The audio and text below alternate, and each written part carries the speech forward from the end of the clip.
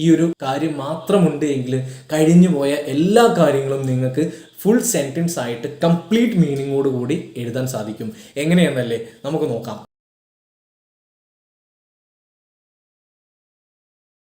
നമ്മൾ ഏറ്റവും കൂടുതൽ സംസാരിക്കുന്ന ഭാഷ ഏതാണ്? ഒരു സംശയവുമില്ല, മലയാളം. എന്നാൽ ഈ മലയാളത്തെ ഇഷ്ടപ്പെടുന്നത് പോലെ തന്നെ നമ്മൾ സംസാരിക്കാൻ ഇഷ്ടപ്പെടുന്ന മറ്റൊരു ലാംഗ്വേജ് ആണ് ഇംഗ്ലീഷ് എന്ന് പറയുന്ന ലാംഗ്വേജ്. എന്തുകൊണ്ടാണ് നമുക്ക് ഇംഗ്ലീഷ് ലാംഗ്വേജിനോട് ഇത്ര താല്പര്യം അല്ലെങ്കിൽ ഒരു ഇഷ്ടം?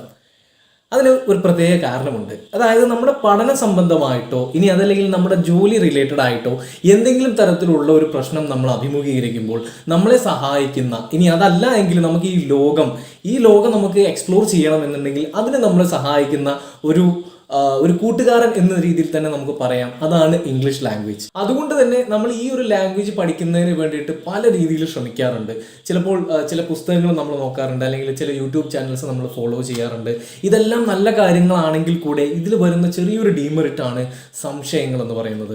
നമ്മൾ ഏത് രീതിയിലുള്ള ക്ലാസ്സുകൾ കേൾക്കുന്നുണ്ട് എങ്കിലും അതിൽ ചില സംശയങ്ങൾ നമുക്ക് ഉണ്ടാവാം. അങ്ങനെയാവുമ്പോൾ നമുക്ക് പുസ്തകങ്ങൾ എന്തായാലും നമുക്ക് മറുപടികൾ തരില്ല എങ്കിലും ഈ യൂട്യൂബ് ചാനൽസിലേക്ക് പോകുന്ന സമയത്ത് നമ്മൾ അതിൽ കമൻറ്റ് ചെയ്യുമ്പോൾ നമുക്ക് കമൻസ് ചെയ്യാം അല്ലേ, നമ്മുടെ എന്തെങ്കിലും തരത്തിലുള്ള ഡൗട്ടുകൾ ഉണ്ട് എങ്കിൽ. പക്ഷേ അവിടെയും ഒരു ഒബ്സ്റ്റക്കിൾ ഉള്ളത് എന്താണെന്ന് വെച്ചാൽ അവരുടെ ടൈമിങ്ങിനനുസരിച്ചായിരിക്കും നമുക്ക് റിപ്ലൈ കിട്ടുന്നത്. ചില സമയങ്ങളിൽ നമുക്ക് റിപ്ലൈ കിട്ടിയില്ല എന്നും വരും. അപ്പോൾ ഇവിടെ ശ്രദ്ധിക്കേണ്ട ഒരു വേർഡ് ഉണ്ട്, റിപ്ലൈ. ഓക്കെ, കൂടുതൽ പേരും റീപ്ലൈ എന്ന രീതിയിൽ പറയുന്നത് ഞാൻ കണ്ടിട്ടുണ്ട്. അതുകൊണ്ട് സന്ദർഭോചിതമായിട്ട് ഞാൻ പറഞ്ഞു എന്നേ ഉള്ളൂ. അപ്പോൾ ഇത്തരത്തിൽ കമൻസ് കിട്ടാതെ വരുന്ന അവസ്ഥകളും ഉണ്ടാവും. അപ്പോൾ എന്ത് സംഭവിക്കും? ക്രമേണ നമ്മുടെ ഡൗട്ട്സിന്റെ എണ്ണങ്ങൾ വർദ്ധിക്കും. ഇനി നമ്മൾ എന്ത് ചെയ്യും? അതിനുള്ള പരിഹാരമാണ് ഇംഗ്ലീഷ് ഗുരുവിൻ്റെ സ്പോക്കൺ ഇംഗ്ലീഷ് ക്ലാസ്. നിങ്ങൾക്ക് എപ്പോൾ ഡൗട്ട് ഉണ്ടാകുന്നു ആ സമയത്ത് തന്നെ നമുക്ക് ഡൗട്ട് ക്ലിയർ ചെയ്ത് മുന്നോട്ട് പോകുന്നതിന് വേണ്ടിയിട്ട് ഇംഗ്ലീഷ് ഗുരുവിൻ്റെ ട്രെയിനേഴ്സ് നിങ്ങളെ സഹായിക്കുന്നതാണ്. ഇനി അടുത്ത ഒരു ഫാക്ടറാണ് ടൈം എന്ന് പറയുന്നത്. നമുക്ക് പലതരത്തിലുള്ള ജോലികൾ ചെയ്യുന്ന ആളുകളായിരിക്കും. നമുക്ക് ചിലപ്പോൾ രാവിലെ ആയിരിക്കും നമ്മൾ ഫ്രീ ആവുന്നത്, ചിലപ്പോൾ രാത്രി ആയിരിക്കും നമ്മൾ ഫ്രീ ആവുന്നത്. അപ്പോൾ നമുക്കൊരു ഫിക്സ്ഡ് ടൈം ചിലപ്പോൾ കണ്ടെത്താൻ പറ്റിയെന്ന് വരില്ല. ഇനി ഷിഫ്റ്റിലൊക്കെ വർക്ക് ചെയ്യുന്ന ആളുകളുണ്ടാവും. ചിലപ്പോൾ മോർണിംഗ് ഷിഫ്റ്റ് ആയിരിക്കും, അല്ലെങ്കിൽ നൈറ്റ് ഷിഫ്റ്റ് ആയിരിക്കും.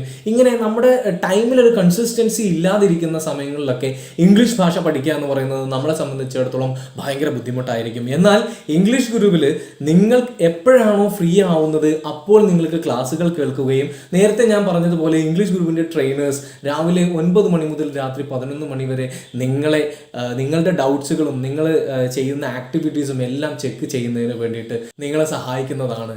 എല്ലാവർക്കും ഇംഗ്ലീഷ് ഗുരു ക്യാമ്പസിൻ്റെ സ്പോക്കൺ ഇംഗ്ലീഷ് ക്ലാസ്സുകളിലേക്ക് സ്വാഗതം. ഒരു ലാംഗ്വേജ് ഇൻസ്റ്റിറ്റ്യൂട്ട്, അതും ഇന്ത്യയിലെ മികച്ച ലാംഗ്വേജ് ഇൻസ്റ്റിറ്റ്യൂട്ട് ആയിട്ട് ഒരിക്കൽ തിരഞ്ഞെടുക്കപ്പെട്ട ഒരു ലാംഗ്വേജ് ഇൻസ്റ്റിറ്റ്യൂട്ട്. അപ്പോൾ എന്താണെങ്കിലും ഇതിൻ്റെ ഒരു രീതിയിൽ അല്ലെങ്കിൽ ഈ ഒരു സിലബസിൽ എന്തെങ്കിലും കാണില്ലേ? തീർച്ചയായിട്ടും കാണും. സാധാരണ ഇംഗ്ലീഷ് ഗുരുവിൻ്റെ ഫ്രീ ഡെമോ ക്ലാസ്സുകളും ഇനി അതല്ല എങ്കിൽ ഇംഗ്ലീഷ് ഗുരുവിൻ്റെ റിയൽ ക്ലാസ്സുകളും പർച്ചേസ് ചെയ്തിട്ടുള്ള ആളുകൾക്ക് ഓൾറെഡി അറിയാവുന്ന ഒരു കാര്യമാണ് ഇംഗ്ലീഷ് ഗുരുവിൻ്റെ സീക്രട്ട് ഫോർമുല എന്താണെന്നുള്ളത്. എങ്ങനെയാണ് ഇംഗ്ലീഷ് ഏറ്റവും വളരെ എളുപ്പത്തിൽ നമുക്ക് എങ്ങനെ പഠിച്ചെടുക്കാൻ സാധിക്കും എന്നുള്ളത്. എന്നാൽ ഇനി അവർക്ക് മാത്രമല്ല, നിങ്ങൾക്കും ഇംഗ്ലീഷ് ഗുരുവിൻ്റെ സീക്രട്ട് ഫോർമുല അറിയാനുള്ള ഒരു അവസരമാണിത്. അതിനു വേണ്ടിയിട്ടാണ് ഞാൻ ആദ്യമായിട്ട്, ശരിക്കും പറഞ്ഞാൽ ഇംഗ്ലീഷ് ഗുരുവിൻ്റെ സീക്രട്ട് ഫോർമുല എന്താണെന്നുള്ളത് നമ്മൾ ആദ്യമായിട്ടാണ് പബ്ലിക്കായിട്ട് എയർ ചെയ്യുന്നത്. ഈ ഒരു അവസരത്തിൽ എല്ലാവരുടെയും സമയം വളരെ നല്ല രീതിയിൽ യൂട്ടിലൈസ് ചെയ്യുന്നതിന് വേണ്ടിയിട്ട്, അതായത് ഇംഗ്ലീഷ് ഭാഷ പഠിക്കുന്നതിന് വേണ്ടിയിട്ട് അവർക്ക് സ്പെൻഡ് ചെയ്യാൻ പറ്റുന്ന രീതിയിൽ ആ ഒരു സതുദ്ദേശത്തോടു കൂടെ ആണ് ഇംഗ്ലീഷ് ഗുരുവിൻ്റെ ഈ ക്ലാസ്സുകൾ നിങ്ങൾക്ക് വേണ്ടിയിട്ട് ഞങ്ങൾ പ്രൊവൈഡ് ചെയ്യുന്നത്. ഈ ഒരു വീഡിയോ സീരീസ് കൊണ്ട് ഞാൻ ഉദ്ദേശിക്കുന്നത് എന്താണെന്ന് വെച്ചാൽ, നമ്മൾ ഇംഗ്ലീഷ് ഗുരുവിൽ ചെയ്യുന്ന കാര്യങ്ങൾ അല്ലെങ്കിൽ ഇംഗ്ലീഷ് ഗുരുവിലുള്ള ക്ലാസ്സുകൾ എന്താണെന്ന് നിങ്ങൾക്ക് പരിചയപ്പെടുത്തുക എന്നുള്ളതാണ്. അതുകൊണ്ട് തന്നെ കോഴ്സ് തുടങ്ങുന്നതിന് മുന്നേ ആയിട്ട് ഇൻട്രൊഡക്ഷൻ എന്നുള്ള രീതിയിൽ കുറച്ച് കാര്യങ്ങൾ എന്തായാലും പറയണം. കാരണം നിങ്ങൾക്കിത് എന്താണ് സംഭവം, എങ്ങനെയാണ് സംഭവം എന്ന് അറിയുന്നുണ്ടാവില്ല. നമ്മുടെ ഇംഗ്ലീഷ് ഗുരുവിൻ്റെ റിയൽ ക്ലാസ്സിൽ നമ്മൾ ചെയ്യുന്ന എന്താണെന്ന് വെച്ചാൽ, നിങ്ങൾക്ക് ഏറ്റവും അനുയോജ്യമായിട്ടുള്ള ക്ലാസ്സുകൾ ഞങ്ങൾ സജസ്റ്റ് ചെയ്ത് തരികയാണ് ചെയ്യുന്നത്. കാരണം ഇംഗ്ലീഷ് പഠിക്കുന്നത്, ഇപ്പോൾ നമ്മൾ ഉദാഹരണം പറയുകയാണെങ്കിൽ, നമ്മൾ 7ാം ക്ലാസ്സിലാണ് പഠിക്കുന്നതെങ്കിൽ നമുക്കറിയാം അടുത്തത് എന്താ പഠിക്കേണ്ടത്, 8ാം ക്ലാസ് ആണ് പഠിക്കേണ്ടത് അല്ലെങ്കിൽ 9ാം ക്ലാസ് ആണ് പഠിക്കേണ്ടത് എന്നിങ്ങനെയുള്ള കാര്യങ്ങൾക്ക് നമുക്കൊരു വ്യക്തത ഉണ്ടാവും. പക്ഷേ ഒരു ഭാഷ പഠിക്കുമ്പോൾ നമുക്ക് ആ ഒരു വ്യക്തത ഉണ്ടാവില്ല. ഇപ്പോൾ എല്ലാ ദിവസവും പത്രം വായിച്ചാൽ മതിയോ, അതിൽ നിന്ന് കുറച്ച് വേർഡ്സ് പഠിച്ചാൽ മതിയോ, അല്ലെങ്കിൽ ഏതെങ്കിലും രീതിയിലുള്ള ഒരു ഫ്രേസ് നമ്മൾ പഠിച്ചു വെച്ചാൽ മതിയോ? ഈ ഒരു രീതിയിൽ ഇപ്പോൾ 2 ദിവസം നമ്മൾ പഠിച്ചു അല്ലെങ്കിൽ 3 ദിവസം പഠിച്ചു, നമ്മുടെ ഇംഗ്ലീഷിൽ എന്തെങ്കിലും തരത്തിലുള്ള മെച്ചമുണ്ടോ എന്നുള്ളതൊന്നും ചിലപ്പോൾ നമുക്ക് അറിയാൻ സാധിക്കില്ല. കാരണം നമുക്ക് എവിടെയാണ് തുടങ്ങേണ്ടത് എന്നറിയുന്നുണ്ടാവില്ല. അപ്പോൾ നിങ്ങൾ ചെയ്യേണ്ടത് ഒരു കാര്യം മാത്രമേ ഉള്ളൂ, ഞങ്ങളെ അപ്രോച്ച് ചെയ്യുക. നിങ്ങളുടെ ഇംഗ്ലീഷ് ഇപ്പോൾ എവിടെ നിൽക്കുന്നു അവിടെ മുതൽ നിങ്ങൾക്ക് എങ്ങനെ സ്റ്റാർട്ട് ചെയ്യാം, ഏത് രീതിയിലാണ് നിങ്ങൾ മുന്നോട്ട് പോകേണ്ടത് എന്നിങ്ങനെയുള്ള കാര്യങ്ങൾ ഇംഗ്ലീഷ് ഗുരു നിങ്ങൾക്ക് പറഞ്ഞു തരും. എനിക്കിപ്പോൾ ഓർമ്മ വരുന്നത് സാഗർ ഇലിയാസ് ജാക്കി എന്ന് പറയുന്ന സിനിമയിൽ ലാലേട്ടൻ പറയുന്ന ഒരു ഡയലോഗാണ്, മറ്റുള്ളവർ എവിടെ ചിന്തിച്ച് തീരുന്നുവോ അവിടെ നമുക്ക് ചിന്തിച്ച് തുടങ്ങാം. അതാണ് ഇംഗ്ലീഷ് ഗുരുവിൻ്റെ രീതി എന്ന് പറയുന്നത്. അപ്പോൾ ഇനി ഇംഗ്ലീഷ് ഞാൻ എവിടെ മുതൽ പഠിക്കണം, ഏത് രീതിയിൽ പഠിച്ചാലാണ് എനിക്ക് പെട്ടെന്ന് മനസ്സിലാവുക എന്നിങ്ങനെയുള്ള ഒരുപാട് ചോദ്യങ്ങൾ നമ്മുടെ മനസ്സിലുണ്ട്. ഇതിനെല്ലാം ഉത്തരം നമുക്ക് വേണം. നമുക്ക് ഇംഗ്ലീഷ് ഗുരുവിൻ്റെ ക്ലാസ്സിലേക്ക് കിടക്കാം. നമ്മൾ പ്രധാനമായിട്ടും 3 വിഭാഗത്തിലുള്ള ക്ലാസ്സുകളാണ് പ്രൊവൈഡ് ചെയ്യുന്നത്. ബേസിക്, ഇന്റർമീഡിയറ്റ്, അഡ്വാൻസ് ലെവൽ എന്നിങ്ങനെ 3 ലെവൽ ഓഫ് ക്ലാസ്സുകളുണ്ട്. അതിൽ നിങ്ങൾക്ക് ഏറ്റവും അനുയോജ്യമായിട്ടുള്ള ക്ലാസ്സുകൾ തീർച്ചയായിട്ടും നിങ്ങൾക്ക് തിരഞ്ഞെടുക്കാൻ സാധിക്കും.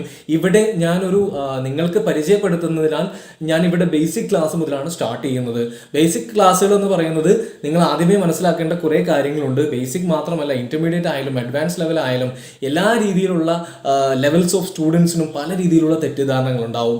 ബേസിക് ലെവൽ സ്റ്റുഡൻസിനെ സംബന്ധിച്ചിടത്തോളം അവർക്കുമുണ്ട് തെറ്റിദ്ധാരണകൾ. നമുക്ക് ബേസിക് ലെവൽ മുതൽ സ്റ്റാർട്ട് ചെയ്യാം. ബേസിക് ലെവലായിട്ടുള്ള ആളുകൾ, ഒരാൾ ഇംഗ്ലീഷ് അറിയില്ല എന്ന രീതിയിൽ പറയുന്നതോ അല്ലെങ്കിൽ ബേസിക് ലെവലാണ് എന്ന് അറിയുകയോ ചെയ്യുന്ന സമയത്ത് അദ്ദേഹത്തിന് ചെറിയൊരു വിഷമം ഉണ്ടാവും. ആ വിഷമം എന്താണെന്ന് വെച്ചാൽ, ഞാൻ മറ്റുള്ളവരെക്കാളും ബുദ്ധി ഇല്ലാത്ത ഒരാളായതുകൊണ്ടാണ് ഞാൻ ബേസിക് ലെവലായത്, അല്ലെങ്കിൽ എനിക്ക് എന്തൊക്കെയോ രീതിയിലുള്ള ഒരു പ്രശ്നമുണ്ട് എന്ന രീതിയിലൊക്കെ നമ്മൾ ചിന്തിക്കാറുണ്ട്. ഇനി അതല്ലെങ്കിൽ ചില ആളുകൾ ശ്രദ്ധിക്കുന്നതാണ്, എനിക്ക് ഒന്നും അറിയില്ല, ഞാനൊരു പൊട്ടനാണ് എന്ന രീതിയിൽ, അല്ലെങ്കിൽ ബുദ്ധിയില്ലാത്ത ആളാണ് എന്ന രീതിയിൽ വരെ ചിന്തിക്കുന്ന ആളുകളുണ്ട്. അതിൽ നിന്നും നമുക്ക് മനസ്സിലാക്കാൻ സാധിക്കുന്നത് ഇംഗ്ലീഷ് എന്ന ഭാഷയ്ക്ക് നമ്മൾ എത്രത്തോളം പ്രാധാന്യം കൊടുക്കുന്നുണ്ട്, അത് സംസാരിക്കുന്ന ഒരാൾക്ക് നമുക്ക് എത്രത്തോളം പ്രാധാന്യം കൊടുക്കുന്നുണ്ട് എന്നുള്ളത് തന്നെയാണ്. അപ്പോൾ ഇവിടെ ഈ ബേസിക് ലെവൽ ക്ലാസ്സുകളിൽ നമ്മൾ ചെയ്യുന്നത് ചെറിയൊരു കാര്യം മാത്രമേ ഉള്ളൂ. ഏറ്റവും സിമ്പിൾ ആയിട്ടുള്ള കാര്യങ്ങൾ ആദ്യം പഠിച്ചെടുക്കുകയും ഇംഗ്ലീഷിന്റെ ഘടന മനസ്സിലാക്കുകയും തുടർന്ന് നമുക്ക് ഏറ്റവും നല്ല രീതിയിൽ ഇംഗ്ലീഷിൽ മുന്നോട്ട് പോകാനുള്ള കാര്യങ്ങൾ ചെയ്യുകയുമാണ് ചെയ്യുന്നത്. ഈ പറഞ്ഞ കാര്യങ്ങൾ നിങ്ങൾക്ക് വ്യക്തമായിട്ട് മനസ്സിലാവുന്നതിന് വേണ്ടിയിട്ട് നമുക്ക് ഫസ്റ്റ് ലെസണിലേക്ക് കിടക്കാം. ഫസ്റ്റ് ലെസണിലേക്ക് കിടക്കുമ്പോൾ നമ്മൾ ആദ്യമായിട്ട് പഠിക്കുന്ന കുറേ കാര്യങ്ങളുണ്ട്. അതിൽ ഒരു കാര്യമാണ്, ഏറ്റവും ആദ്യമായിട്ട് നമ്മൾ പഠിക്കേണ്ട കാര്യമാണ് ഘടന എന്ന് പറയുന്നത്. ഇതിന് മുന്നായിട്ട് ഞാൻ ഒരു കാര്യം കൂടെ പറഞ്ഞോട്ടെ. ഞാൻ ഇതിനു മുന്നേ പറഞ്ഞ നമ്മുടെ തെറ്റിദ്ധാരണകൾ, ഓക്കെ, ഇങ്ങനെയുള്ള കാര്യങ്ങളൊന്നും നിങ്ങൾ മനസ്സിൽ വെക്കരുത്. നിങ്ങളൊരു ബുദ്ധിയില്ലാത്ത ആളാണെന്നോ അല്ലെങ്കിൽ ഇൻ്റലക്ച്വൽ ആയിട്ടില്ലാത്ത ഒരാളാണെന്നോ എന്ന രീതിയിലുള്ള കാര്യങ്ങളൊക്കെ ഇവിടെ ഒഴിച്ചു വിടുക. ഇത് ഫ്രഷ് ആയിട്ട് നമ്മൾ പഠിച്ചു തുടങ്ങുകയാണ്. അതുകൊണ്ട് നമ്മൾ പറയുന്ന കാര്യങ്ങളിലേക്ക് മാത്രം നിങ്ങളുടെ ശ്രദ്ധ പോവുക. തീർച്ചയായിട്ടും ഈ ഒരു ക്ലാസ് അതെനിക്ക് 100% ഗ്യാരണ്ടി തരാൻ പറ്റുന്നതാണ്. ഈ ക്ലാസ് നിങ്ങൾ മുഴുവനായിട്ട് കേൾക്കുന്നുണ്ട് എങ്കിൽ തീർച്ചയായിട്ടും ഈ ക്ലാസ്സിന് ശേഷം നിങ്ങൾക്ക് ഒരു കംപ്ലീറ്റ് സെൻറ്റൻസ് എഴുതാൻ കഴിയാത്ത ഒരാളാണെങ്കിൽ തീർച്ചയായിട്ടും ഈ ഒരു ക്ലാസ്സോട് കൂടി തന്നെ നിങ്ങൾക്കൊരു കംപ്ലീറ്റ് സെൻറ്റൻസ്, ഒന്നല്ല ഒരു 10 എണ്ണമെങ്കിലും നിങ്ങൾക്ക് എഴുതാൻ സാധിക്കും.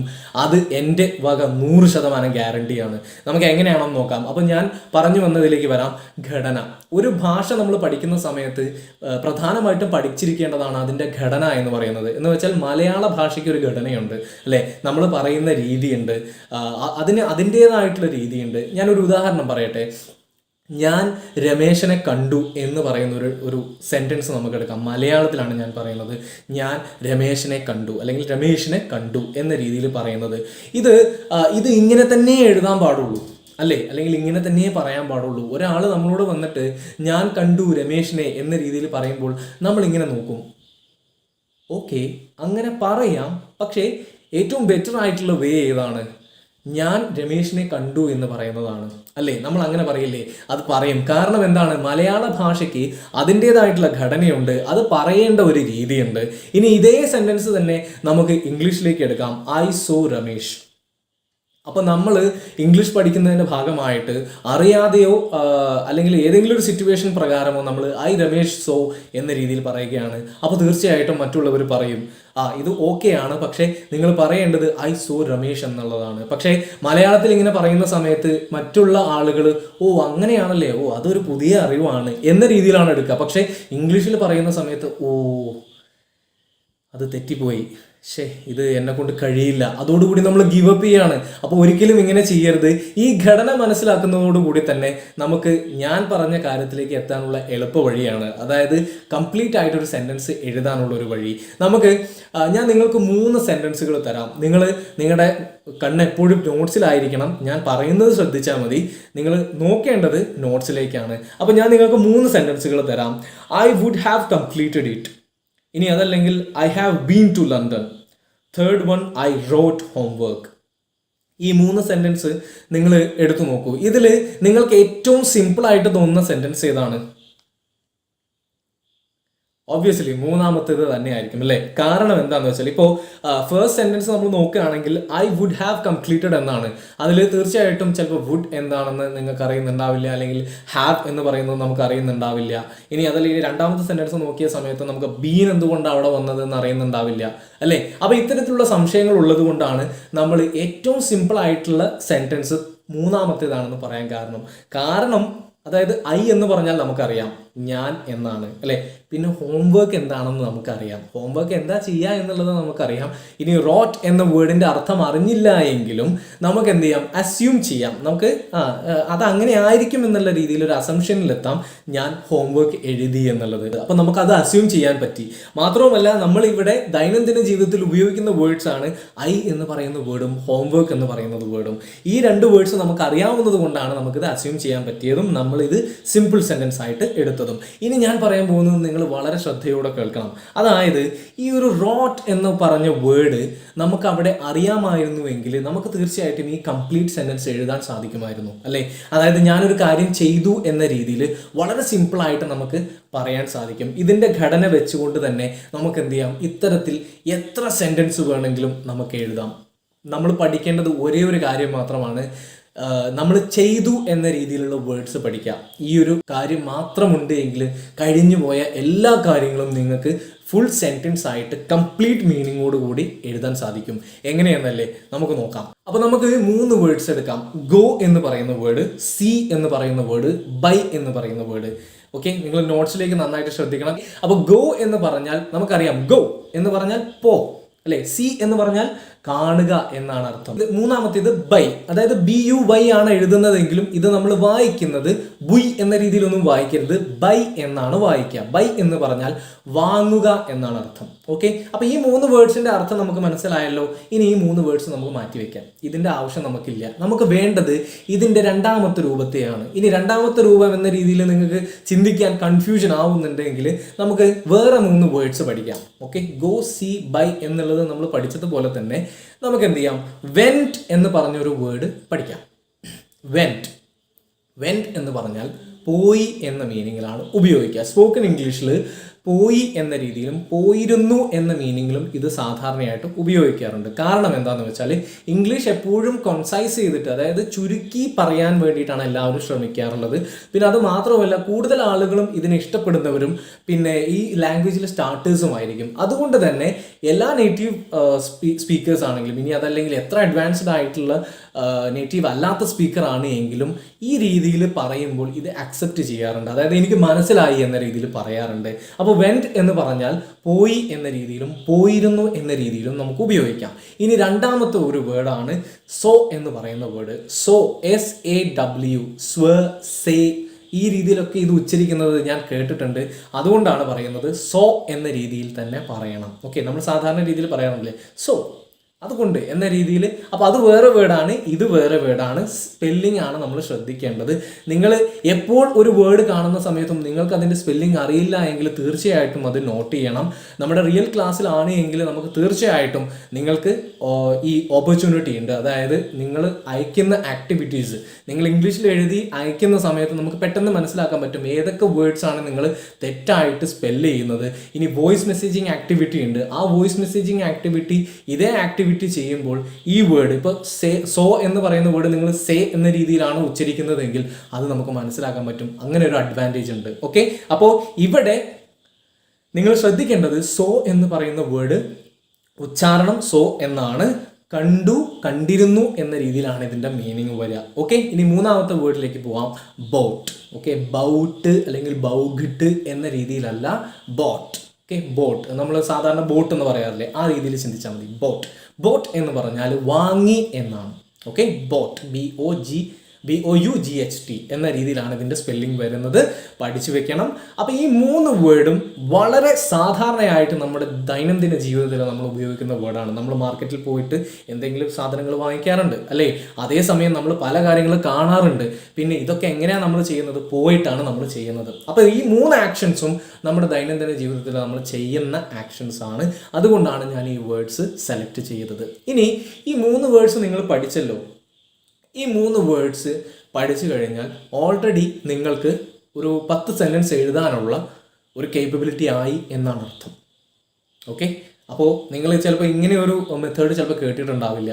ശരിക്കും നമ്മൾ ചെയ്യേണ്ടത് എന്താണെന്ന് വെച്ചാൽ നമ്മൾ നേരത്തെ പറഞ്ഞതുപോലെ അറിയാവുന്ന കാര്യങ്ങൾ നമ്മൾ അസംബിൾ ചെയ്തെടുത്തിട്ട് അതിൽ നിന്നും സിംപ്ലിഫൈ ചെയ്തിട്ട് വേണം പല രീതിയിലുള്ള കൂടുതൽ സെൻറ്റൻസ് നമ്മൾ ക്രിയേറ്റ് ചെയ്യാൻ. അങ്ങനെയാകുമ്പോഴാണ് നമ്മുടെ കോൺഫിഡൻസ് വർദ്ധിക്കുക. നമ്മുടെ കോൺഫിഡൻസ് വർദ്ധിക്കുക എന്നുള്ളതാണ് മെയിൻ ആയിട്ടുള്ള ഫാക്ടർ. ഓക്കെ, അപ്പോൾ അതിന് വേണ്ടിയിട്ട് നമുക്ക് കുറച്ച് സെൻറ്റൻസുകൾ നോക്കിയാലോ? ഓക്കെ, ഈ വേർഡ്സ് നിങ്ങൾക്ക് അറിയാമെങ്കിൽ തീർച്ചയായിട്ടും നമുക്ക് മുന്നോട്ട് പോവാം. ഓക്കെ, തീർച്ചയായിട്ടും ശ്രദ്ധിക്കേണ്ടത് ഇതിൻ്റെ സ്പെല്ലിങ്ങും ഉച്ചാരണവുമാണ്. ഓക്കെ, ഐ എന്ന് പറഞ്ഞാൽ നമുക്കറിയാം ഞാൻ എന്നാണ് മീനിങ്. ഓക്കെ, ഇനി നമ്മൾ ഞാൻ പോയി എന്ന് പറയാൻ വേണ്ടിയിട്ട് ശ്രമിക്കുകയാണ്. ഞാൻ പോയി, ഞാൻ എവിടേക്കാണ് പോയത്? ഞാൻ കോഴിക്കോട് പോയി എന്ന് പറയാം. I went. ഓക്കെ, ഞാൻ പോയി. ഇത് കൂടുതൽ ആളുകളും ഇപ്പോൾ പോയി എന്ന രീതിയിൽ ഇപ്പോൾ പെട്ടെന്ന് നിങ്ങളോട് ചോദിക്കുകയാണ്, എടാ ഞാൻ പോയി എന്നെങ്ങനെയാണ് പറയാമെന്ന് ചോദിച്ചാൽ പെട്ടെന്ന് നമ്മൾ ആലോചിക്കുമ്പോൾ നമുക്ക് ചിലപ്പോൾ വെൻറ്റ് എന്ന് പറയുന്ന വേർഡ് കിട്ടിക്കൊള്ളണമെന്നില്ല. കൂടുതൽ ആളുകൾക്കും വരുന്നൊരു മിസ്റ്റേക്കാണിത്. ഓക്കെ, അതുകൊണ്ട് തന്നെ ചിലപ്പോൾ നമ്മൾ ഞാൻ ഇന്നലെ പോയി എന്നുള്ളതിന് ഐ ഗോ യെസ്റ്റർഡേ എന്ന് പറഞ്ഞിട്ട് ഒപ്പിക്കാറുണ്ട്. ഓക്കെ, ഇത് ചിലപ്പോൾ നമ്മുടെ പല ആളുകളുടെയും ജീവിതത്തിൽ സംഭവിച്ചിട്ടുള്ളൊരു കാര്യമായിരിക്കും. അപ്പോൾ ഇവിടെ ശ്രദ്ധിക്കേണ്ടത് എന്താണെന്ന് വെച്ചാൽ ഐ ഗോ എന്ന് പറഞ്ഞാൽ ഞാൻ പോയി എന്ന മീനിങ് അല്ല. ഇനി അതല്ലെങ്കിൽ ചില ആളുകൾ ഇങ്ങനെയും പറയാറുണ്ട്, I am going to. Okay, I am going to market today എന്ന രീതിയിലും എന്ത് ചെയ്തു, ഞാൻ ഇന്ന് പോയി എന്ന മീനിങ്ങിലും ഉപയോഗിക്കാറുണ്ട്. അതും റോങ് തന്നെയാണ്. നമ്മൾ പറയേണ്ടത് എങ്ങനെയാണെന്ന് വെച്ചാൽ I went to the market today എന്ന രീതിയിലാണ് പറയേണ്ടത്. അല്ലെങ്കിൽ I went to Calicut, I went to Trivandrum, I went to my house, എൻ്റെ വീട്ടിലേക്ക് പോയി, അല്ലെങ്കിൽ ഐ വെൻറ്റ് ടു ബാംഗ്ലൂർ എന്ന രീതിയിലാണ് പറയുക. ഓക്കെ, അപ്പോൾ ഈ സെൻറ്റൻസ് നിങ്ങളൊന്ന് ശ്രദ്ധിച്ചേ. He went to Calicut yesterday. I എന്നുള്ളത് മാറ്റിയിട്ട് നമ്മൾ ഇനി ഹീയിലേക്ക് വരികയാണ്. ഹീ എന്ന് പറഞ്ഞാൽ നിങ്ങൾക്കറിയാലോ അവൻ എന്നാണ് അർത്ഥം. ഹീ. ഓക്കെ, മറക്കരുത്. He went to Calicut yesterday. ഇവിടെ നമുക്കൊന്ന് പോസ്റ്റ്മോർട്ടം ചെയ്യാം. ഹീ വെൻറ്റ്, അവൻ പോയി. നിങ്ങൾക്കറിയാലോ, ഓൾറെഡി നമ്മൾ പഠിച്ചു. ടു കാലിക്കറ്റ് എന്ന് പറയുന്നത് കാലിക്കറ്റിലേക്ക് എന്ന മീനിങ് ആണ് വരിക. മലയാളത്തെ സംബന്ധിച്ചിടത്തോളം ഞാൻ അങ്ങനെ തന്നെ പറഞ്ഞുതരാം. മലയാളത്തെ സംബന്ധിച്ചിടത്തോളം കോഴിക്കോട് എന്ന് പറയുന്ന ഒരു വേർഡ് ഉണ്ടെങ്കിൽ അവിടേക്ക് എന്ന രീതിയിൽ പറയുമ്പോൾ ഈ അവിടേക്ക് എന്ന വേർഡിലെ ഏക്ക് എന്ന വേർഡ് എടുത്തിട്ട് കോഴിക്കോട് എന്ന് ചേർക്കാം നമുക്ക്. കോഴിക്കോട്ടേക്ക്. ഓക്കെ, ഇനി തിരുവനന്തപുരം ആണെങ്കിൽ തിരുവനന്തപുരത്തേക്ക്. ഓക്കെ, അപ്പോൾ അവിടേക്ക് എന്നുള്ളതിൻ്റെ പകുതി എടുത്തിട്ട് നമുക്ക് എന്ത് ചെയ്യാം, ആ സ്ഥലത്തിനോട് കൂടെ ചേർക്കാം. എന്നാൽ ഇംഗ്ലീഷിൽ അത് നടക്കില്ല. ഓക്കെ, ഇംഗ്ലീഷിൽ നമ്മളിപ്പോൾ എന്താ പറയുക, ബ എന്നുള്ളത് ബി എന്നാക്കണമെങ്കിൽ ഒരു വള്ളി ഇട്ടാൽ മതി അല്ലേ? പക്ഷേ ഈ ഇംഗ്ലീഷിൽ വള്ളി ഇടലും അല്ലെങ്കിൽ എന്ന രീതിയിൽ എഴുതുന്ന പരിപാടിയൊന്നുമില്ല. അതിന് നമുക്ക് വേണ്ടത് പ്രിപ്പോസിഷൻസ് എന്ന് പറയുന്ന സംഭവങ്ങളുണ്ട്. പിന്നെ അതേപോലെ തന്നെ ഓക്സിലറി വേർബ്സ് എന്ന് പറഞ്ഞിട്ട് കുറേ സംഭവങ്ങളുണ്ട്. അപ്പോൾ ഇതൊക്കെ നമ്മൾ വളരെ സിമ്പിളായിട്ട് പഠിക്കും. ഇപ്പോൾ നിങ്ങൾ പഠിച്ചുകൊണ്ടിരിക്കുന്നത് പ്രിപ്പോസിഷനാണ് ടു. ഓക്കെ, അപ്പോൾ നിങ്ങളത് അങ്ങനെ ചിന്തിക്കേണ്ട. നമുക്ക് അത് അറിയാതെ പഠിക്കുമ്പോൾ വലിയൊരു സീരിയസ്നെസ് ഒന്നും ഉണ്ടാവില്ല. നമുക്ക് വളരെ സിമ്പിളായിട്ട് പഠിക്കാം. നേരെ മറിച്ച് നമ്മൾ എന്തെങ്കിലും ടേംസ് ഒക്കെ കേൾക്കുമ്പോൾ മൈ ഗോഡ് ഞാൻ ഇതാണോ പഠിക്കുന്നത് എന്ന രീതിയിലായി പോകും. അപ്പോൾ നമ്മൾ ശ്രദ്ധിക്കേണ്ടത് ഇത്രയേ ഉള്ളൂ. നമ്മൾ ഒരു സ്ഥലത്തിൻ്റെ കൂടെ ടു ചേർക്കുന്നുണ്ട് എങ്കിൽ അതുകൊണ്ട് അർത്ഥമാക്കുന്നത് എന്താണ്? അവിടേക്ക് എന്നാണ് അർത്ഥമാക്കുന്നത്. പിന്നെ ഇന്നലെ എന്ന് പറയുന്നതിന് നമ്മൾ യെസ്റ്റർഡേ എന്നാണ് പറയുക. ഇന്ന് എന്നുള്ളതിന് നമ്മൾ എന്താ പറയുക? ടുഡേ. ഓക്കെ, അത് നോട്ട് ചെയ്ത് വെച്ചോളൂ.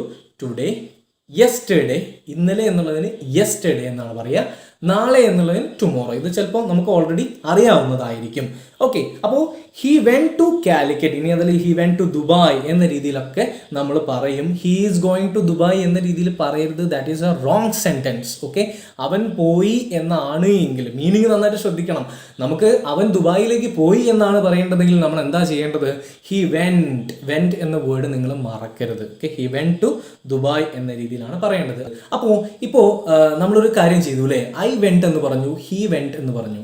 ഇനി ആരൊക്കെ പോയോ? ഇപ്പോൾ സന്തോഷാണ് പോയതെങ്കിൽ സന്തോഷ് വെൻറ്റ് എന്ന് പറയാം. ഓക്കെ, സന്തോഷാണ് ദുബായി പോയതെങ്കിൽ സന്തോഷ് വെന്റ് ടു ദുബായ് എന്ന് പറയാം. ഓക്കെ, രാഹുലാണ് പോയതെങ്കിൽ രാഹുൽ വെന്റ് ടു ദുബായ് എന്ന് പറയാം. ഇനി ഞാനാണ് പോയതെങ്കിൽ ഐ വെന്റ് ടു ദുബായ് എന്ന് പറയാം. നീയാണ് പോയതെങ്കിൽ യു വെന്റ് ടു ദുബായ് എന്ന് പറയാം. എവിടെ ആര് എവിടേക്ക് പോയി എന്ന രീതിയിൽ നമുക്ക് പറയണം എന്നുണ്ടെങ്കിലും ഈ ഒരു വേർഡ് പഠിച്ചു വെച്ചാൽ മതി. ഓക്കെ, സ്ഥലത്തിൻ്റെ കൂടെ ഒരു ടു, ഇത്രയുമായ ഒരു കംപ്ലീറ്റ് സെൻറ്റൻസ് ആയി. ഓക്കെ, അപ്പോൾ നമ്മൾ കഴിഞ്ഞ ഒരു കാര്യമാണ് പറഞ്ഞത്. വെന്റ് എന്ന് പറഞ്ഞ ഒരു വേർഡ് പഠിച്ചതോടുകൂടി നമുക്ക് ഇത്രയും സെൻറ്റൻസുകൾ എഴുതാനുള്ള നോളജ് ആയി. ഇനി ഇതേപോലെ തന്നെയാണ് മറ്റ് രണ്ട് വേർഡ്സിൻ്റെയും ആപ്ലിക്കേഷൻ വരുന്നത്. അതായത് സോ എന്ന് പറയുന്ന വേർഡും നമ്മൾ ഉപയോഗിക്കുന്നത് ഇങ്ങനെ തന്നെയാണ്. ഐ സോ രമേഷ്, ഞാൻ രമേഷിനെ കണ്ടു. ഐ സോ മമ്മൂട്ടി, ഞാൻ മമ്മൂട്ടിയെ കണ്ടു. ഐ സോ മൈ ഫാദർ, ഞാൻ എൻ്റെ അച്ഛനെ കണ്ടു. ഐ സോ മൈ മദർ, ഞാൻ എൻ്റെ അമ്മയെ കണ്ടു. ഐ സോ എ ഫിലിം, ഞാനൊരു പടം കണ്ടു, അല്ലെങ്കിൽ എ മൂവി. ഓക്കെ, ഒരു മൂവി കണ്ടു, എ മൂവി, ഞാനൊരു മൂവി കണ്ടു എന്ന രീതിയിലൊക്കെ നമുക്ക് പറയാം. ഇനി അതേപോലെ തന്നെ ബോട്ട് എന്ന് പറയുന്ന വേർഡിലേക്ക് വരുന്ന സമയത്തും ഇതേ അവസ്ഥ തന്നെയാണ്. അതായത് ഐ ബോട്ട്, നിങ്ങൾ എന്താണോ വാങ്ങിയത് അത് പറയുക. ഐ ബോട്ട് ആൻ ഐഫോൺ, ഞാനൊരു ഐഫോൺ മേടിച്ചു. ഐ ബോട്ട് സാംസങ് മൊബൈൽ, ഞാനൊരു സാംസങ് മൊബൈൽ മേടിച്ചു. ഐ ബോട്ട് എ പെൻ, ഞാനൊരു പേന മേടിച്ചു. ഐ ബോട്ട് എ ക്യാമറ, ഞാനൊരു ക്യാമറ മേടിച്ചു. നിങ്ങൾ എന്താണോ മേടിക്കുന്നത് അത് എന്ത് ചെയ്താൽ മതി, ഐ ബോട്ട് എന്ന് പറഞ്ഞിട്ട് അങ്ങോട്ട് പറഞ്ഞാൽ മതി. ഇത്രയും സിമ്പിളാണ്. അപ്പോൾ ഈ ഒരു 3 വേർഡ്സ് പഠിച്ചതോടുകൂടി തന്നെ നമുക്ക് എന്ത് ചെയ്യാൻ സാധിച്ചു, നമുക്ക് 3 തരത്തിലുള്ള സെൻറ്റൻസുകൾ കംപ്ലീറ്റ് ആയിട്ട് എഴുതാൻ സാധിച്ചു. ഇനി പലതരത്തിലുള്ള വേർഡ്സുകളുണ്ട്. ഇനി നമ്മുടെ സമയം ദൈർഘ്യം കൂടുന്നതിനാൽ ഞാൻ കുറച്ച് മാത്രമേ പറയുന്നുള്ളൂ. ഈ 3 വേർഡ്സ് നിങ്ങളൊന്ന് കോൺസെൻട്രേറ്റ് ചെയ്ത് നോക്കിയാൽ മതി. അതായത് ഈ 3 വേർഡ്സ് പഠിച്ചതോടുകൂടി തന്നെ കറക്റ്റായിട്ട് നമുക്കൊരു സെൻറ്റൻസ് പഠിക്കാൻ പറ്റി, അല്ലെങ്കിൽ എഴുതാൻ പറ്റി. അപ്പോൾ ഇത്തരത്തിലുള്ള വേർഡ്സ് പഠിക്കുകയാണെങ്കിലോ, ഇത് മാത്രമല്ല, നമ്മൾ ഇപ്പോൾ ഈ ഒരു ക്ലാസ് എടുക്കുന്ന സമയത്ത് തന്നെ നമ്മൾ എല്ലാവരോടും പറയുന്ന ഒരു കാര്യമാണ് ഡയറി എഴുതുക എന്ന് പറയുന്നത്. വളരെ നല്ല പ്രാക്ടീസാണ്. അതിലെപ്പോഴും നമ്മൾ ചെയ്തു എന്ന രീതിയിലാണ് പറയുക. എന്ന് വെച്ചാൽ നമ്മൾ രാവിലെ എഴുന്നേറ്റു, എന്നിട്ട് ഞാൻ ബ്രഷ് ചെയ്തു, എന്നിട്ട് ഞാൻ കുളിച്ചു, എന്നിട്ട് ഞാൻ ബ്രേക്ക്ഫാസ്റ്റ് കഴിച്ചു, അല്ലേ? ഇപ്പോൾ ഇവിടെയൊക്കെ വരുന്നത് എങ്ങനെയാണ്, നമ്മൾ ഒരു കാര്യം ചെയ്തു എന്ന രീതിയിലാണ്. അതേ രീതിയിൽ തന്നെയാണ് നമ്മൾ ഇവിടെയും പറഞ്ഞത്. ഐ വെന്റ് ടു കാലിക്കറ്റ്, ഞാൻ കാലിക്കറ്റിലേക്ക് പോയി. ഐ ബോട്ട് ആൻ ഐഫോൺ, ഞാനൊരു ഐഫോൺ മേടിച്ചു. ഐ സോ രമേഷ്, ഞാൻ രമേഷിനെ കണ്ടു. ഈ രീതിയിലാണ് നമുക്ക് കംപ്ലീറ്റ് സെൻറ്റൻസുകൾ എഴുതാൻ സാധിക്കുക. അപ്പോൾ നമ്മളൊരു ഡയറി എഴുത്ത് തുടങ്ങുകയാണെങ്കിലോ തീർച്ചയായിട്ടും നമുക്ക് ഇതിന് നല്ല രീതിയിലുള്ള, അതായത് ഒരു ഫുൾ ഡയറി, നമുക്ക് ഒരു കംപ്ലീറ്റ് ഒരു ദിവസത്തെ മുഴുവൻ കാര്യങ്ങളും നമുക്ക് എഴുതാൻ സാധിക്കും. നമ്മൾ ചെയ്യേണ്ടത് ഒരേ ഒരു കാര്യം മാത്രമാണ്, ഇംഗ്ലീഷിൻ്റെ ഘടന മനസ്സിലാക്കുകയും നമ്മൾ നേരത്തെ പറഞ്ഞതുപോലെ ഇംഗ്ലീഷ് എങ്ങനെയാണോ പറയേണ്ടത് ആ ഘടന ഇപ്പോൾ നമുക്ക് മനസ്സിലായി, അല്ലേ? ഐ സോ രമേഷ്, അതിൻ്റെ ഓർഡറും നിങ്ങൾ ശ്രദ്ധിച്ചു, അല്ലേ? അതായത് ഐ ബോട്ട്, ഐ എന്ന് കഴിഞ്ഞാൽ നേരെ ബോട്ട് എന്ന വേർഡ് എഴുതാം. അതേപോലെ വെന്റ് എന്ന് പറയുന്ന വേർഡ് എഴുതാം. നിങ്ങൾ എന്താണോ ചെയ്തത് അത് നിങ്ങൾക്ക് എഴുതാം. അതിനുശേഷം എന്താണ് നിങ്ങൾ ചെയ്തത് അതിനെക്കുറിച്ച് നിങ്ങൾക്ക് പറയാം. ഐ ബോട്ട്, ഞാൻ വാങ്ങി. എ മൊബൈൽ എന്ന രീതിയിൽ നിങ്ങൾക്ക് പറയാം. അപ്പോൾ ഇവിടെ ശ്രദ്ധിക്കേണ്ടത് എന്താണ്, നമുക്കറിയാവുന്ന ഇംഗ്ലീഷ് വെച്ചിട്ട് അഡ്ജസ്റ്റ് ചെയ്യരുത്. നമ്മൾ കഴിഞ്ഞ ഒരു കാര്യം പറയുന്നുണ്ടെങ്കിൽ തീർച്ചയായിട്ടും ആ വേർഡ് തന്നെ പഠിക്കുകയും അതിനോടൊപ്പം തന്നെ ഈ ഒരു ഇംഗ്ലീഷിൻ്റെ ഘടന മനസ്സിലാക്കിയിട്ട് വേണം നമ്മൾ എഴുതുന്നതിന് വേണ്ടിയിട്ട്. അപ്പോൾ ഇതിന് ഏറ്റവും നല്ല പ്രാക്ടീസാണ് ഡയറി റൈറ്റിംഗ് എന്ന് പറയുന്നത്. നമ്മുടെ വാട്സാപ്പ് ക്ലാസ്സിലാണെങ്കിൽ നമുക്ക് പല രീതിയിലുള്ള ആക്ടിവിറ്റീസും എല്ലാ കാര്യങ്ങളും നമുക്ക് പോസിബിൾ ആണ്. ഇവിടെ ആവുന്ന സമയത്ത് നമുക്ക് സമയത്തിന് വളരെ ലിമിറ്റേഷൻ ഉണ്ട്. അതുകൊണ്ട് തന്നെ പല രീതിയിലുള്ള ആക്ടിവിറ്റീസും കുറേ കാര്യങ്ങൾ പറയാനും നമുക്കിവിടെ സാധ്യമല്ല. അപ്പോൾ ഈ ഒരു 3 വേർഡിൻ്റെ കാര്യം കൊണ്ട് തന്നെ നിങ്ങൾക്ക് മനസ്സിലായിട്ടുണ്ടാവും എങ്ങനെയാണ് ഇവിടുത്തെ ഫസ്റ്റ് ക്ലാസ്സിൽ നമ്മൾ എങ്ങനെയാണ് ഇംഗ്ലീഷ് പഠിക്കുന്നത് എന്നുള്ളത്. അപ്പോൾ ഇനി നമുക്ക് പറയാനുള്ളത് നമ്മൾ ഇന്ന് പഠിച്ച കാര്യങ്ങളെ കുറിച്ചാണ്. നമ്മൾ ഇന്ന് എന്തൊക്കെയാണ് പഠിച്ചത്? വെന്റ് എന്ന് പറഞ്ഞൊരു വേർഡ് പഠിച്ചു, അല്ലേ? പോയി അല്ലെങ്കിൽ പോയിരുന്നു എന്ന രീതിയിലാണ് അതിൻ്റെ മീനിങ് വരുന്നത്. സോ എന്ന് പറഞ്ഞ വേർഡ് പഠിച്ചു. കണ്ടു അല്ലെങ്കിൽ കണ്ടിരുന്നു എന്ന രീതിയിലാണ് അതിൻ്റെ മീനിങ് വരുന്നത്. ബോട്ട് എന്ന് പറയുന്ന വേർഡ് പഠിച്ചു. വാങ്ങി എന്ന രീതിയിലാണ് അതിൻ്റെ മീനിങ് വരുന്നത്. പിന്നെ അത് മാത്രമല്ല, അതിനോട് കൂടെ തന്നെ നമ്മൾ പഠിച്ച കുറേ കാര്യങ്ങളുണ്ട്. ടു എവിടെയാണ് ചേർക്കുക, ഒരു സ്ഥലത്തിൻ്റെ മുന്നേ നമ്മൾ ടു ചേർക്കുമ്പോൾ എങ്ങനെയാണ് അതിൻ്റെ മീനിങ് വരുന്നത്. അതേപോലെ തന്നെ ഹി എന്ന് പറഞ്ഞാൽ ആരാണ്, ഹി അവൻ എന്നാണ് അർത്ഥം. ഞാൻ എന്നുള്ളതിന് ഐ എന്നാണ് പറയുക. ഇനി കൂടുതൽ എക്സാമ്പിൾസ് നമ്മൾ നോക്കുന്നതോടുകൂടി നമുക്ക് പല രീതിയിലുള്ള കാര്യങ്ങൾ മനസ്സിലാവും. അവൻ്റെ അല്ലെങ്കിൽ അവരുടെ, ഇപ്പോൾ എൻ്റെ എന്ന രീതിയിലുള്ള വേർഡ്സുകളെല്ലാം ഉൾപ്പെടുത്തിക്കൊണ്ട് നമുക്ക് പല രീതിയിലുള്ള എക്സാമ്പിൾസ് പറയുകയും പല രീതിയിലുള്ള ആക്ടിവിറ്റീസ് ചെയ്യുകയും വഴി നമുക്ക് പല രീതിയിലുള്ള വേർഡ്സ് പഠിക്കാൻ സാധിക്കും. സോ ഫ്രണ്ട്സ്, അപ്പോൾ നമുക്ക് നമ്മുടെ ആക്ടിവിറ്റിയിലേക്ക് കിടക്കാം. ഞാൻ നേരത്തെ പറഞ്ഞതുപോലെ ഞാനൊരു മലയാളം സെൻറ്റൻസ് ആയിരിക്കും പറയുക. നിങ്ങൾ ചെയ്യേണ്ടത് ഇത്ര മാത്രം, ഞാൻ പറഞ്ഞു കഴിഞ്ഞതിന് ശേഷം കുറച്ച് സമയം ഞാൻ വെയിറ്റ് ചെയ്യും. ആ സമയത്ത് നിങ്ങൾ ഇതിൻ്റെ ഇംഗ്ലീഷ് ട്രാൻസ്ലേഷൻ സ്വയം ഒന്ന് എഴുതി നോക്കുക ഇന്നത്തെ ക്ലാസ്സിനെ ബേസ് ചെയ്തിട്ട്. ഓക്കെ, ഇന്ന് പഠിച്ച കാര്യങ്ങൾ മാത്രമാണ് നമ്മൾ ഇന്ന് റിവൈസ് ചെയ്യുന്നത്. അതൊരു ആക്ടിവിറ്റി രൂപത്തിലാണ് ചെയ്യുന്നത്. അപ്പോൾ നിങ്ങൾ എന്ത് ചെയ്യുക, ആ കാര്യം എഴുതി വെക്കുക. അതിനുശേഷം ഞാൻ ഇതിൻ്റെ കറക്റ്റ് ആയിട്ടുള്ള സെൻറ്റൻസ് പറയും. ആ സമയത്ത് നിങ്ങളത് ചെക്ക് ചെയ്യണം. ഓക്കെ, അതിൻ്റെ എല്ലാ സാധ്യതകളും ഞാൻ പറയുന്നതാണ്. സോ നിങ്ങൾക്ക് ഒരു തരത്തിലുള്ള കൺഫ്യൂഷനും ഉണ്ടായിരിക്കില്ല. നമ്മുടെ ഫസ്റ്റ് സെൻറ്റൻസ് എന്ന് പറയുന്നത് ഞാൻ അവൻ്റെ ഓഫീസിൽ പോയിരുന്നു. ഞാൻ അവൻ്റെ ഓഫീസിൽ പോയിരുന്നു. ഓക്കെ, ഇങ്ങനെ ഒരു വാക്ക് കേൾക്കുന്ന സമയത്ത് നമ്മൾ അവൻ്റെ എന്നുള്ളത് പഠിച്ചില്ലല്ലോ, അല്ലെങ്കിൽ ഓഫീസിൽ പോയിരുന്നു എന്ന രീതിയിൽ പറഞ്ഞല്ലോ, അല്ലെങ്കിൽ പറഞ്ഞില്ലല്ലോ എന്ന രീതിയിൽ നിങ്ങൾ ചിന്തിക്കരുത്. ഇവിടെ നമ്മൾ പഠിക്കുകയാണ്. റിയൽ ക്ലാസ്സിലാണെങ്കിൽ നമ്മൾ കൂടുതൽ സാധ്യതകളുള്ള ഇത്തരത്തിലുള്ള സെൻറ്റൻസുകളാണ് കൊടുക്കാറുള്ളത്. കാരണം അപ്പോൾ തന്നെ നമുക്ക് ഡൗട്ട് ക്ലിയർ ചെയ്യുകയും പിന്നെ ഇതൊരു അഡീഷണൽ നോളജ് ആണ് ഈ ഒരു ടോപ്പിക് റിലേറ്റഡ് ആയിട്ട് തന്നെ. അപ്പോൾ ഈ രീതിയിൽ വേണം നമ്മൾ മുന്നോട്ട് പോകാൻ. അപ്പോൾ ആ ഒരു രീതിയിൽ തന്നെയാണ് ഞാൻ ഈ ആക്ടിവിറ്റിയും തയ്യാറാക്കിയിരിക്കുന്നത്. അപ്പോൾ നമ്മുടെ ഫസ്റ്റ് സെൻറ്റൻസ് എന്ന് പറയുന്നത് ഞാൻ അവൻ്റെ ഓഫീസിൽ പോയിരുന്നു. എങ്ങനെയാണ് പറയുക? I went. അത് നിങ്ങൾക്ക് അറിയുന്നുണ്ടാവും. എങ്ങനെയാ അവൻ്റെ ഓഫീസ് എന്ന് പറയുക? His office. Okay, his. Okay, HIS, his office. അവിടേക്ക് എന്നുള്ളതിന് നമ്മൾ ഏത് വേർഡാണ് ഉപയോഗിക്കുക? ടു എന്ന് പറയുന്ന വേർഡ്. അപ്പോൾ എങ്ങനെയാണ് അതിൻ്റെ സെൻറ്റൻസ് വരുന്നത്? I went to his office എന്ന രീതിയിലാണ് വരിക. ഓക്കെ, അപ്പോൾ നിങ്ങൾ എഴുതിയത് ഈ സെൻറ്റൻസ് തന്നെയാണോ എന്നുള്ളത് ചെക്ക് ചെയ്യണം. ഇല്ല എങ്കിൽ അത് എന്തുകൊണ്ട് തെറ്റി എന്നുള്ള കാര്യങ്ങളൂടെ നിങ്ങൾ ചെക്ക് ചെയ്യാം. ഇനി രണ്ടാമത്തെ സെൻറ്റൻസിലേക്ക് പോവാം. അവൻ ഇന്നലെ നാട്ടിൽ പോയി.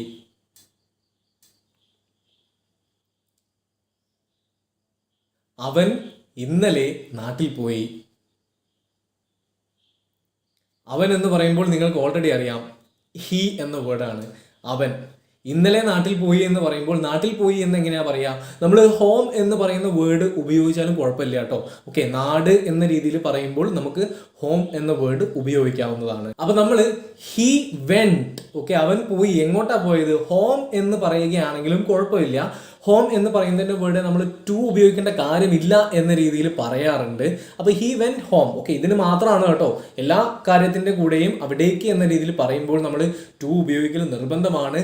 എന്നാൽ അതേസമയം ഹോം എന്ന് പറയുന്ന വേർഡിൻ്റെ കൂടെ ടു ഉപയോഗിച്ചിട്ടില്ലെങ്കിലും കുഴപ്പമില്ല എന്ന രീതിയിൽ പറയുന്നുണ്ട്. അതുകൊണ്ട് നമുക്ക് അത് ഫോളോ ചെയ്യുകയും ചെയ്യാം. Okay, he went home yesterday. Okay, ഇനി നമുക്ക് യെസ്റ്റർഡേ എന്ന് പറയുന്ന വേർഡിനെ കുറിച്ച് പറയാം. നമുക്ക് യെസ്റ്റർഡേ അല്ലെങ്കിൽ ടുഡേ, ടുമോറോ എന്നിങ്ങനെയുള്ള വേർഡ്സ് ഒരു സെൻറ്റൻസിൽ ആദ്യമോ അല്ലെങ്കിൽ അവസാനമോ മാത്രമേ വെക്കാൻ പാടുള്ളൂ. ഓക്കെ, ഇംഗ്ലീഷിൻ്റെ ഘടനയാണത്. ഘടന മനസ്സിലാക്കുന്നതിൻ്റെ ഇടയിൽ ഇതുകൂടെ നോട്ട് ചെയ്ത് വെക്കുക.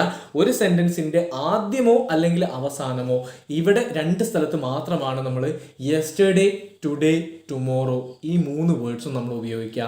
അപ്പോൾ ആ ഒരു രീതി വെച്ച് നോക്കുകയാണെങ്കിൽ ഒന്നുകിൽ നമുക്ക് യെസ്റ്റർഡേ ഹി വെന്റ് ഹോം എന്ന രീതിയിലോ അല്ലെങ്കിൽ ഹി വെന്റ് ഹോം യെസ്റ്റർഡേ എന്ന രീതിയിലോ നമുക്ക് പറയാം. ഇനി നാട് എന്നുള്ളതിന് നേറ്റീവ് പ്ലേസ് എന്ന രീതിയിലും നമുക്ക് പറയാവുന്നതാണ്. സ്പെല്ലിംഗ് നന്നായിട്ട് ശ്രദ്ധിക്കാം. Native place. Okay, he went to his native place. അവൻ അവൻ്റെ നാട്ടിലേക്ക് പോയി എന്ന രീതിയിൽ നമുക്ക് പറയാം. ഇനി മൂന്നാമത്തെ സെൻറ്റൻസ്, അദ്ദേഹം ഓഫീസിൽ പോയി. അദ്ദേഹം ഓഫീസിൽ പോയി. നിങ്ങൾക്ക് ഇവിടെ എന്തായാലും ഒരു കൺഫ്യൂഷൻ വന്നിട്ടുണ്ടാവും. അദ്ദേഹം എന്ന് എങ്ങനെയാണ് നമ്മൾ പറയുക? നമ്മുടെ മലയാള ഭാഷയ്ക്കുള്ള ഒരു പ്രത്യേകത എന്താണെന്ന് വെച്ചാൽ നമ്മൾ ഓരോ കാറ്റഗറിയിലുള്ള ആളുകളെയും ബഹുമാനിച്ചുകൊണ്ടാണ് സംസാരിക്കുക. ചില സ്ഥലങ്ങളിൽ നമ്മൾ നിങ്ങൾ എന്ന രീതിയിൽ പറയുന്നത് ബഹുമാനമാണ്. പിന്നെ അതേപോലെ തന്നെ അദ്ദേഹം എന്ന രീതിയിൽ പറയുന്നത് ബഹുമാനമാണ്. ഇനി അതുപോലെ എക്സ്ട്രീം ആയിട്ട് നമ്മൾ അങ്ങ് എന്ന രീതിയിൽ അഭിസംബോധന ചെയ്യുന്നതൊക്കെ ഇതൊക്കെ ബഹുമാനത്തിൻ്റെ ഒരു രീതിയാണ്. എന്നാൽ ഇംഗ്ലീഷിലേക്ക് വരുന്ന സമയത്ത് ഈ ഒരു പ്രത്യേക കാറ്റഗറിയിൽ, അതായത് ഒരാളെ നമ്മൾ നീ അല്ലെങ്കിൽ നിങ്ങൾ അല്ലെങ്കിൽ അവൻ അല്ലെങ്കിൽ അദ്ദേഹം എന്ന രീതിയിൽ വിളിക്കുമ്പോൾ സെപ്പറേറ്റ് വേർഡ് അല്ല, നമ്മൾ അതിലെല്ലാം സെയിം വേർഡ് തന്നെയാണ് ഉപയോഗിക്കുക. അതായത് ഹി എന്ന് പറയുന്നത് തന്നെയാണ് അദ്ദേഹം എന്ന രീതിയിൽ നമ്മൾ ഉപയോഗിക്കുന്നത്. ഓക്കെ, അതിന് നമ്മൾ പ്രത്യേകം വേർഡ്സ് കണ്ടെത്തേണ്ട ആവശ്യമില്ല. അപ്പോൾ അദ്ദേഹം ഓഫീസിൽ പോയി നമ്മൾ എങ്ങനെയാ പറയുക? He went to office. Okay, he went to office. അദ്ദേഹം ഓഫീസിൽ പോയി എന്ന രീതിയിലാണ് നമ്മൾ പറയുക. ഇനി അതുമല്ല എങ്കിൽ നമുക്ക് വളരെ സ്പെസിഫിക് ആയിട്ട് പറയണമെന്നുണ്ടെങ്കിൽ he went to his office എന്ന രീതിയിലും നമുക്ക് പറയാം. അദ്ദേഹത്തിൻ്റെ ഓഫീസിലേക്ക് പോയി എന്ന രീതിയിൽ വളരെ സ്പെസിഫിക് ആയിട്ട് വേണമെങ്കിൽ നമുക്ക് പറയാം. ഇനി അടുത്ത സെന്റൻസിലേക്ക് പോവാം. അവൻ്റെ വൈഫ് ഒരു കാർ വാങ്ങി. അവൻ്റെ വൈഫ് ഒരു കാർ വാങ്ങി. അവൻ്റെ വൈഫ് ഒരു കാർ വാങ്ങി. അവൻ്റെ എന്നുള്ളതിന് നമുക്ക് ഓൾറെഡി നമ്മൾ പഠിച്ചു കഴിഞ്ഞു. ഹിസ് എന്ന രീതിയിലാണ് പറയുക. His wife. ഓക്കെ, അവൻ്റെ വൈഫ് എന്താ ചെയ്തത്? Boat. Okay, his wife boat A car. Okay, A car എന്ന രീതിയിൽ തന്നെ എഴുതുക. ഇതെന്തുകൊണ്ടാണ് ഇങ്ങനെ എഴുതിയത് എന്നുള്ളതിനെ കുറിച്ച് ചിന്തിക്കുകയേ വേണ്ട. നമ്മൾ എന്തായാലും ക്ലാസ്സുകളിൽ പറയുന്നുണ്ട്. ഇത്തരം അനാവശ്യ ചിന്തകൾ ഒഴിവാക്കുക. His wife boat A car എന്ന രീതിയിൽ അങ്ങോട്ട് പഠിച്ചു വയ്ക്കുക. ഓക്കെ, സോ അവൻ്റെ വൈഫ് ഒരു കാർ വാങ്ങി എന്ന് പറയുന്നത് എങ്ങനെയാണ്? His wife boat A car. ഇനി അടുത്ത സെന്റൻസിലേക്ക് പോവാം. മനോജ് മാർക്കറ്റിൽ നിന്നും ഫിഷ് വാങ്ങി അല്ലെങ്കിൽ മീൻ വാങ്ങി. മനോജ് മാർക്കറ്റിൽ നിന്നും ഫിഷ് വാങ്ങി. ഓക്കെ, നമ്മൾ ചെറിയ ചെറിയ സെന്റൻസുകൾ മാത്രമല്ല വലിയ വലിയ സെന്റൻസുകളിലേക്കും കിടക്കണം. അങ്ങനെ ആകുമ്പോഴാണ് നമുക്ക് നമ്മുടെ കോൺഫിഡൻസ് ലെവൽ വർദ്ധിക്കുക, കൂടുതൽ കൂടുതൽ വേർഡ്സ് നമ്മൾ പഠിക്കുക. പിന്നെ ഇത് വളരെ ഈസി ആയതുകൊണ്ട് തന്നെ അതിലെന്തെങ്കിലും തരത്തിലുള്ള വേർഡ്സ് പറയുന്നുണ്ടെങ്കിൽ തന്നെ നമുക്കത് വലിയൊരു കാര്യമായിട്ട് തോന്നില്ല. ഇവിടെ നമ്മൾ പറയാത്ത ഒരേ ഒരു കാര്യമേ ഉള്ളൂ, മാർക്കറ്റിൽ നിന്നും. ഓക്കെ, ഇത് ഓൾറെഡി എല്ലാവർക്കും അറിയുന്ന ഒരു കാര്യം തന്നെയാണ്. ഓക്കെ, അപ്പോൾ മനോജ് മാർക്കറ്റിൽ നിന്നും മീൻ വാങ്ങി എന്ന് എങ്ങനെയാണ് പറയുക? മനോജ് മീൻ വാങ്ങി എന്ന് പറയുന്നത് നമുക്ക് സിമ്പിളാണ്. Manoj boat fish. ഓക്കെ, മീൻ വാങ്ങി. ഇനി നമ്മൾ കത്തെഴുതുന്ന സമയത്ത് ടു ഫ്രം എഴുതാറുണ്ട് അല്ലേ? ടു എന്ന് പറയുന്നത് ആർക്കാണോ അയാൾക്ക് എന്ന രീതിയിലാണ് അഡ്രസ്സ് എഴുതാറുള്ളത്. പക്ഷേ ഫ്രം എഴുതുന്ന സമയത്തോ ആരിൽ നിന്നാണോ പോകുന്നത്, ഓക്കെ, ആരിൽ നിന്നാണോ പോകുന്നത് അവിടെയാണ് നമ്മുടെ പേര് എഴുതാറുള്ളത്. അതുകൊണ്ട് തന്നെ മാർക്കറ്റിൽ നിന്നും എന്നുള്ളതിന് നമ്മൾ ഫ്രം ദ മാർക്കറ്റ് എന്ന രീതിയിലാണ് പറയുക. Okay, Manoj boat fish from the market എന്ന രീതിയിലാണ് നമ്മൾ പറയുക. അപ്പോൾ ഈ പറഞ്ഞ 5 സെന്റൻസുകളും നിങ്ങളൊന്ന് അനലൈസ് ചെയ്ത് നോക്കുക.